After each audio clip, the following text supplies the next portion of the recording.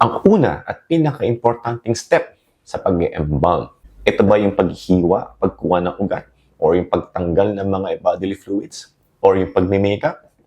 Hindi. Ang number one at pinaka-importanting step is yung alamin kung mayroon bang cause of death or kung ano yung kinamatay ng mahal natin sa buhay.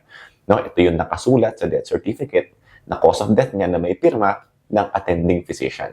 Ngayon, kung sa hospital to nangyari, matik na yan, nakasulat. But in the event na namatay ng aksidente or biktima ng crime, kailangan natin siya ipa-autopsy. Kapag ang cause of death is natural causes, no, ini-inform lang natin ng barangay or yung municipal health office natin na meron tayong namatay na mahal sa buhay at sila na ang gagawa ng death certificate niya.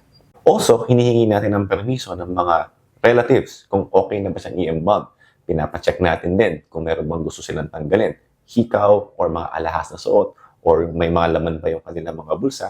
Or most of the time, meron din mga tinatanggal yung mga piercings nila sa dila, sa labi, or sa ilong.